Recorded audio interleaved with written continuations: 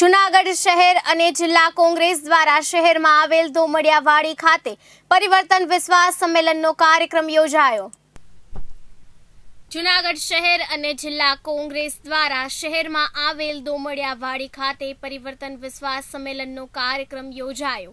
આગામી લોકસભાની ચૂંટણીમાં ઉમેદવાર તરીકે કોંગ્રેસ પાર્ટીએ પોતાના ઉમેદવાર પૂંજાભાઈ વંશને ટિકિટ આપતા જિલ્લા અને શહેર કોંગ્રેસ દ્વારા આજરોજ પરિવર્તન અને વિશ્વાસ સંમેલનનો કાર્યક્રમ રાખેલ હતો। આ કાર્યક્રમમાં જિલ્લાના કોંગ્રેસના પ્રમુખ નટુભાઈ પોકિયા, શહેર કોંગ્રેસ પ્રમુખ વિનુભાઈ અમીપરા, જૂનાગઢ ધારાસભ્ય ભીખાભાઈ જોશી, વિસાવદર ધારાસભ્ય હર્ષદભાઈ રીબડિયા, માંગરોળ ધારાસભ્ય બાબુભાઈ વાજા તેમજ કોંગ્રેસ હોદ્દેદારો, આગેવાનો અને કાર્યકર્તાઓ મોટી સંખ્યામાં ઉપસ્થિત રહ્યા હતા અને આગામી લોકસભાની ચૂંટણીમાં સારી બહુમતીથી કોંગ્રેસ પાર્ટીની સીટ આવશે।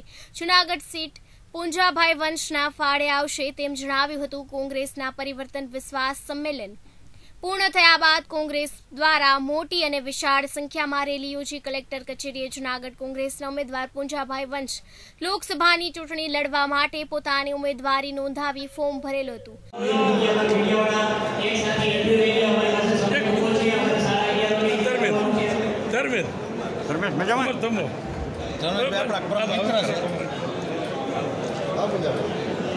हाँ सर, आज जो आप नामांकन भरने जा रहे हैं, इस बार आप किन मुद्दों पर चुनाव लड़ने वाले हैं?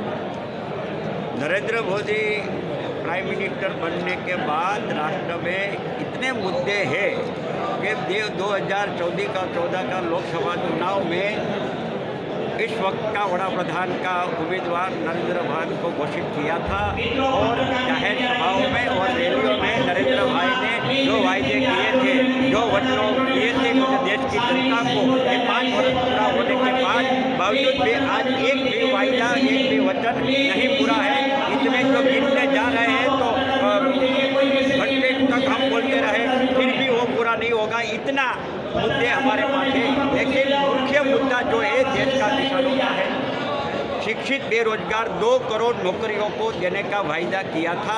2 वर्ष आज जो 5 वर्ष पूरा होने के बाद वही नहीं हुआ तो शिक्षित बेरोजगार का भी मुद्दा है, गुजरात का किसानों का मुद्दा है, GST का मुद्दा है, नोटबंदी का मुद्दा है और उन्होंने काले धन कि 100 दिन में विदेशी बैंकों में जो पड़ा हुआ है उनको लाके हम 100 दिन में प्रत्येक नागरिक के खाते में 15-15 लाख डालेंगे, ऐसा वायदा भी किया था। ये सभी मुद्दाओं हमारे सामने है। लोगों के बीच में जाके हमारे कांग्रेस के कार्यकर्ता जन जन घर घर जाके कांग्रेस की उपलब्धियां और भाजपा की निष्फलता जो है वो लोगों के सामने रखेंगे, सत्य रखेंगे, झूठ को लोगों तक पहुंचाएंगे। बीजेपी की जो विफलता है उन मुद्दों के लेके हम लोगों के पास जाएंगे। पूंजा भाई, वो जो 1 मिनट, पिछले जो चुनाव था उसमें भी आप थे और आपके सामने वही उम्मीदवार था जो इस बार भी है।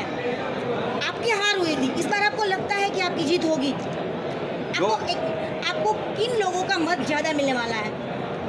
2014 में राजेश भाई चुड़ासमा जो बीजेपी का कैंडिडेट था वो पहली बार मांगरोल विधानसभा में MLA चुन के आए थे। बाद में 2 वर्ष बाद के लोकसभा का चुनाव आया तो बीजेपी ने उनको कैंडिडेट बनाया।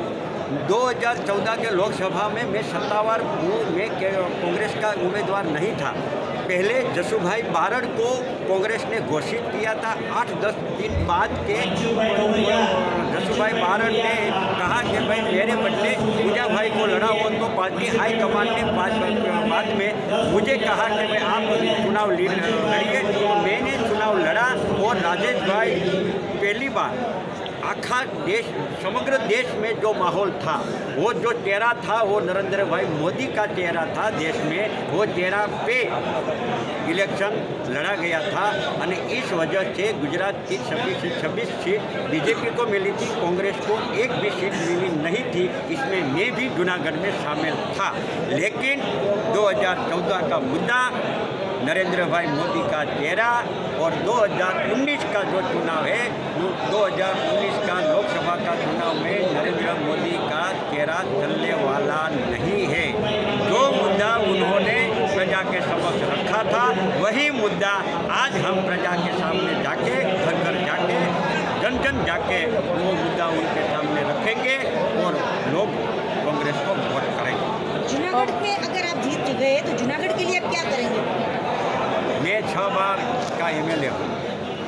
ऊना के लोगों ने मुझ पर विश्वास रख के मुझे सेवा करने की जो तक दी है, तो आज एक विधानसभा के तौर पे मैं काम करता हूँ।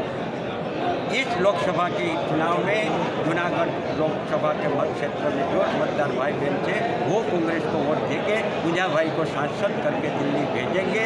तो 6 बार के विधानसभा के लिए जो काम करता हूँ वही काम सांसद के तौर पर लोगों को और सरकार की कोई भी जो योजना है वो गाँवों के छेवाड़े के लोग तक पहुँचे, वही उनका जो कर्तव्य है वो कर्तव्य में करूँगा। KTV ન્યૂઝ ગુજરાતી સાથે પરેશ બુદ્ધભટ્ટી, જૂનાગઢ।